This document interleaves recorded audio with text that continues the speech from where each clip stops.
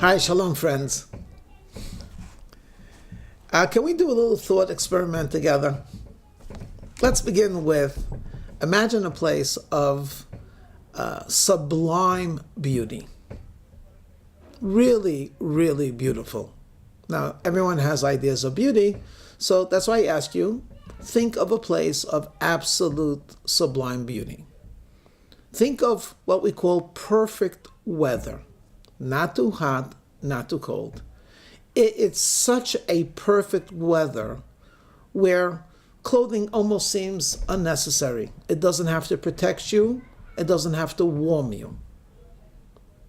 Think of a place where the most delectable foods are served. Everything is available. And it's wholesome and healthy and natural and good for the environment. Most of all, think of being with a companion who's absolutely gorgeous. When I say gorgeous, I mean gorgeous, beautiful, not only from the external, but from the internal. We dream about a companion, we call that a soulmate. Now, if you were to be in that environment, with the best of everything around you, is there anything that someone could tempt you with? I mean, can a person say, come, let's go to a museum?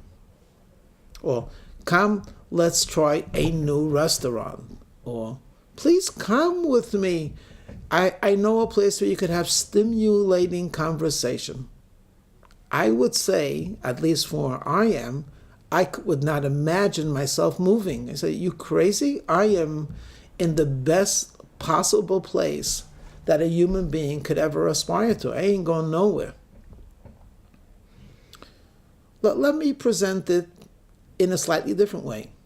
If you had a truly satisfying, delicious meal, would you be tempted to eat another meal at that moment? If you were with a loved one and truly communicated and felt oneness with this person, would you be enticed to leave this person to meet something or someone else? What would you call that place? Well, I would call it paradise. And indeed, that's how the story of the Bible begins. There was such a place. It was called Gan Eden, the garden that was found in Eden, and we loosely call it paradise. So here's this idyllic place on earth, which is perfection itself. What could possibly entice people that are content and satisfied to reach for something else when they have everything? As they often say, what can you give to a person who has everything? And it occurred to me that there is something that is not only enticing and alluring, but the paradox is the more that one has of it, the hungrier you become. And I am referring to knowledge, the mind. You see, everything has a limit. There's only a certain amount of calories you could put into your intestines. There's only a certain amount of bathing, smelling, anointing, but not when it comes to the mind. There's always room for another thought, another idea, and another way of reasoning. As a matter of fact, those people that have sometimes come to the limit of their understanding, they say, I've done, I thought, I've reasoned, it's illogical, there's no way out of it, and then out of the blue, they get a new perspective, a new insight. We call that in English a creative thought, and suddenly everything is different. And the euphoria that you feel when you reach this level of where the mind temporarily was stymied and limited, and then you broke through it, it's exquisite pleasure. So let's go back to the story of the Bible.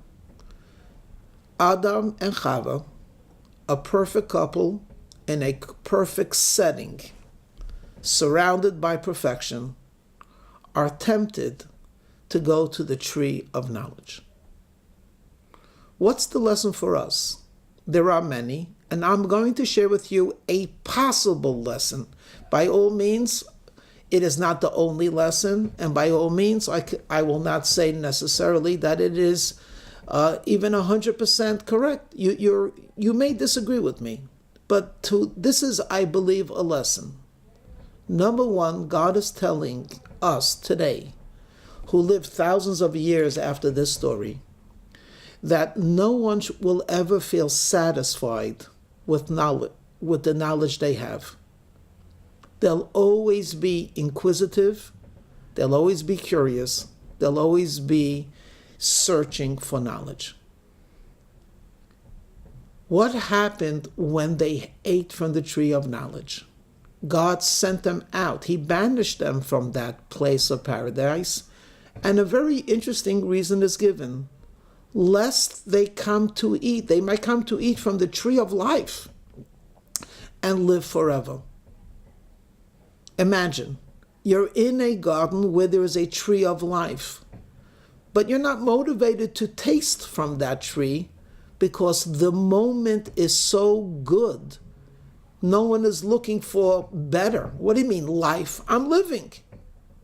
But even in that situation, you're hungry for knowledge.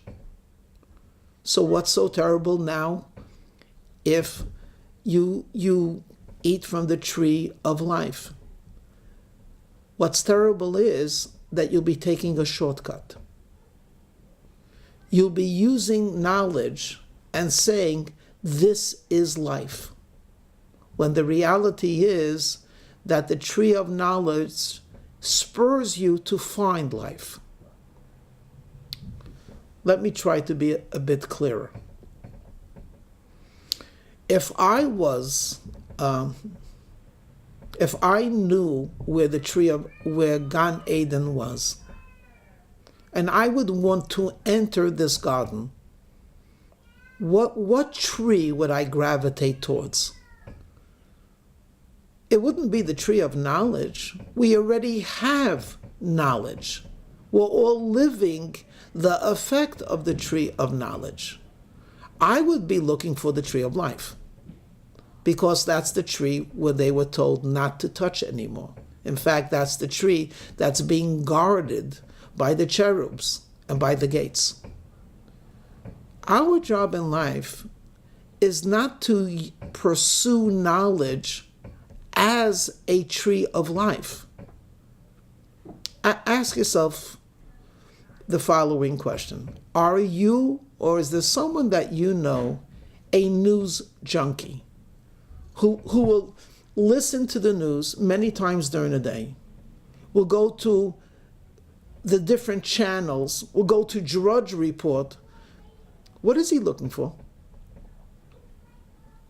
What's the value of knowing what happened somewhere when it doesn't immediately affect you and you really can't change it one way or another? Not only that, ask yourself another question.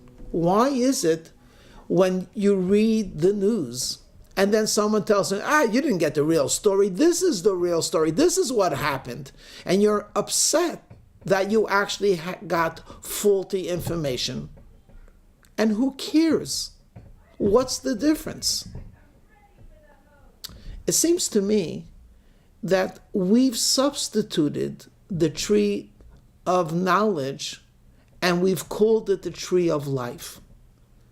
By us, each time we learn another aspect about the world, even if it's as trivial as something in the entertainment world, we think we've touched something of life itself, something of truth.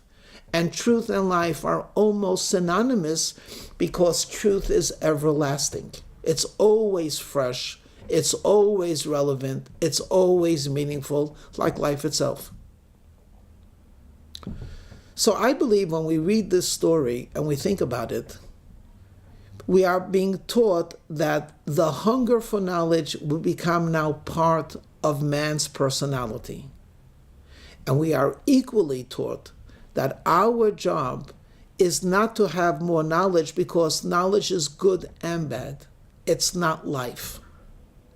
Your job is to seek the tree of life. So what does that mean? All of you out there that have wonderful degrees in engineering and in philosophy, and those of us that have gone through many, many years of schooling, and we're so wise, and we have so much knowledge and tremendous amount of information, and there's a world of knowledge and information literally at our fingertips, and many of us spend hours surfing for more knowledge and more information. Friends, have you found the tree of life? Or are you still lurching around with the knowledge of the tree of knowledge, which is good and bad? So you ask, where will I find life?